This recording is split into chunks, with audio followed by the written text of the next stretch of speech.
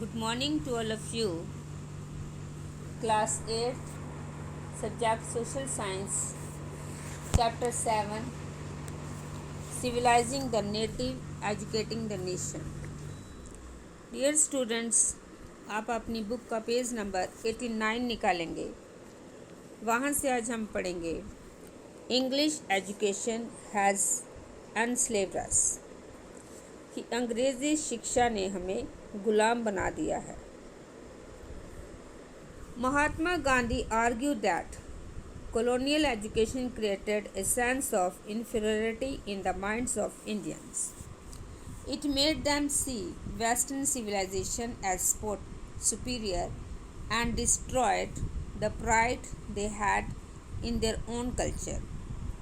तो महात्मा गांधी का कहना था कि औपनिवेशिक शिक्षा ने भारतीयों के मस्तिष्क में हीनता का बोध पैदा कर दिया है। इसके प्रभाव में आकर यहाँ के लोग पश्चिमी सभ्यता को श्रेष्ठतर मानने लगे हैं और अपनी संस्कृति के प्रति उनका गौरव भाव नष्ट हो गया है। There was poison in this education, said Mahatma Gandhi. It was sinful. It enslaved Indians. It cast an evil spell on them. Charmed by the West, appreciating everything that came from the West, Indians educated in these institutions began admiring British rule. तो महात्मा गांधी ने कहा कि इस शिक्षा में विष भरा हुआ है। विष मीन्स जहर भरा हुआ है। ये पापपूर्ण है। इसने भारतीयों को दास बना दिया है। इसने लोगों पर प्रभाव डाला है। उनके मुताबिक पश्चिम से आने वाली हर चीज़ की प्रशंसा करने वाले, इन संस्थानों में पढ़ने वाले भारतीय ब्रिटिश शासन को पसंद करने लगे थे। Mahatma Gandhi wanted an education that could help Indians recover their sense of dignity and self-respect. During the national movement, he argued students to leave educational institutions in order to show to the British that Indians were no longer willing to be enslaved. तो महात्मा गांधी एक ऐसी शिक्षा के पक्षधर थे जो भारतीयों के भीतर प्रतीक्षा और स्वाभिमान का भाव पुनर्जीवित करे। राष्ट्रीय आंदोलन के दौरान उन्होंने विद्यार्थियों से आह्वान किया कि वे शिक्षा संस्थानों को छोड़ दें और अंग्रेज़ों को बताए कि अब वे गुलाम बने रहने के लिए तैयार नहीं हैं। Mahatma Gandhi strongly felt that Indian languages ought to be the medium of teaching.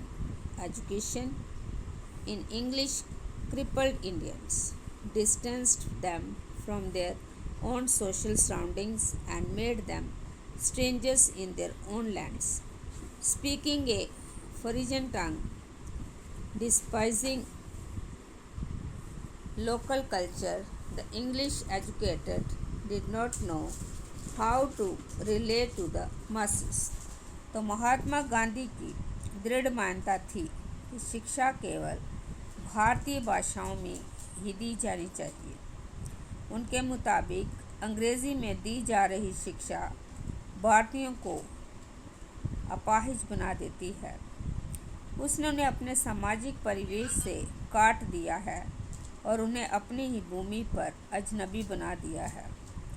उनकी राय में विदेशी भाषा बोलने वाले, स्थानीय संस्कृति से घृणा करने वाले अंग्रेज़ी शिक्षित भारतीय अपनी जनता से जुड़ने के तौर तरीके भूल चुके हैं।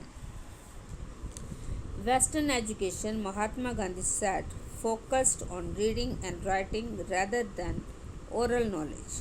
It valued textbooks rather than lived experience and practical knowledge.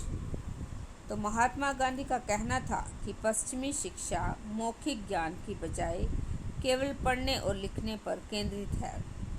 उसमें पाठ्य पुस्तकों पर तो जोर दिया जाता है, लेकिन जीवन अनुभवों और व्यवहारिक ज्ञान की अपेक्षा की जाती है।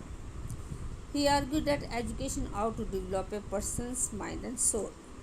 Literally or simply learning to read and write by itself did not count an education.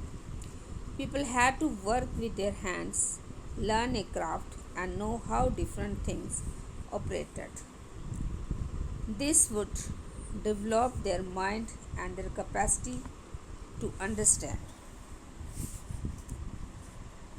तो क्या कहते हैं कि गांधी जी का तर्क था कि शिक्षा से व्यक्ति का दिमाग और आत्मा विकसित होनी चाहिए।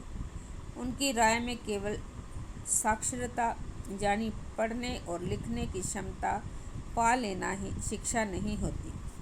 इसके लिए तो लोगों को हाथ से काम करना पड़ता है, हुनर सीखने पड़ते हैं और ये जानना पड़ता है कि विभिन्न चीज़ें किस तरह काम करती है। इससे उनका मस्तिष्क और समझने की क्षमता दोनों विकसित होंगे। As nationalist sentiments spread, other thinkers also began thinking of a system of national education which would be radically different from that set up by the British. तो जैसे जैसे राष्ट्रीय भावना का प्रसार हुआ, कई दूसरे विचारक भी एक ऐसे राष्ट्रीय शिक्षा प्रणाली के बारे में सोचने लगे जो अंग्रेज़ों द्वारा स्थापित की गई व्यवस्था से आमूल तौर पर भिन्न हो। तो डियर स्टूडेंट्स, आज जितना आपने पढ़ा है उसको आपने दोबारा रीड करना है। Thank you and have a nice day.